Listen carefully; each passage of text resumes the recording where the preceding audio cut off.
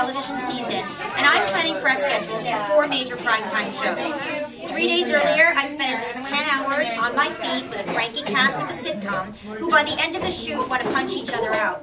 And me, I feel like a baby hippo, because this time around, I've gained 42 pounds and I'm only 5'1". So it's Monday morning, and I'm ready to start my day, where I am going to meet an elderly actor on a train platform on the Lower East Side for a video shoot with Extra, when BAM! I feel that bruising jackhammer sensation that Holly had warned me about a few years ago. Uh-oh, this can't be good. I dismiss the searing pain and I think to myself, well, if this is anything like the last go-round, it's going to take at least 3 days before this kid arrives, so I've got plenty of time. Wishful thinking. Since my husband was already at work, do you see a pattern here? I asked Holly if she'd take me to the doctor's office, and she was at my house within seconds. After the examination, they told me I had already reached 4 centimeters, and if I preferred, I could labor at home for a few more hours or head straight to the hospital.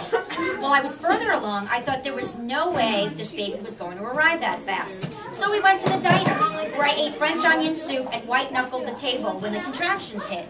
When a woman asked Holly if I was in labor, my devoted friend shook her head yes and shrugged her shoulders.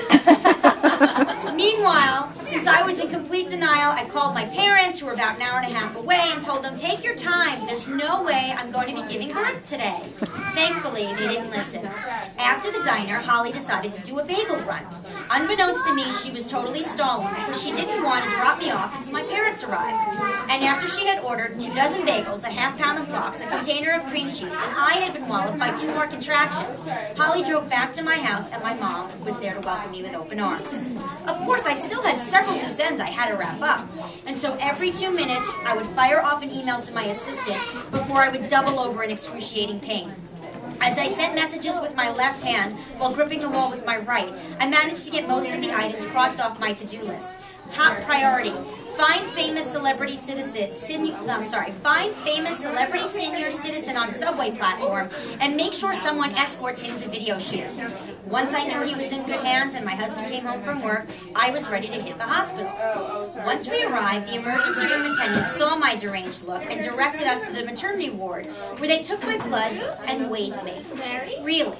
Do you have to weigh a woman when she's about to give birth? Why the painful reminder that I am now the size of a small planet, and my husband, who I hadn't shared this piece of embarrassing news with, gets to see the final tally? As he fondly recalls, wow, $1.62. That's pretty large. As the contractions grew more intense, I almost missed the window where I could receive an epidural. And just as I thought I was going to experience natural childbirth against my will, the doctor arrived with that 2-foot needle. Within minutes, my water broke and I was ready to birth me a baby boy. And then, with only 2 pushes, I heard cheers from the crowd as my son flew out of me as if he were a football and I had scored a winning touchdown by passing him safely to my GYN. Within minutes, they cleaned him up, wrapped him in a blanket, and placed him on my chest. And at that very moment, I instantly fell in love with a new little baby. So, thank you. So that was the other story, and we have 26 contributors to this book, and like Cheryl had said, it starts out with potty, but it goes all the way to being a grandma and empty nest syndrome, and it's a wonderful gift for you. It's a great gift for your mom, for friends, and we have it for sale today. And it's $12.95. You can purchase it at the counter, and then you can bring it back and have her sign it. And if you do buy it, we'll give you a free pass to come back to the place again. And so now I'm going to do. Actually, last night I sang Somewhere That's Clean, which is to Somewhere That's Clean from Little Shop of Horrors, and this morning I'm going to sing I Am Mommy. So.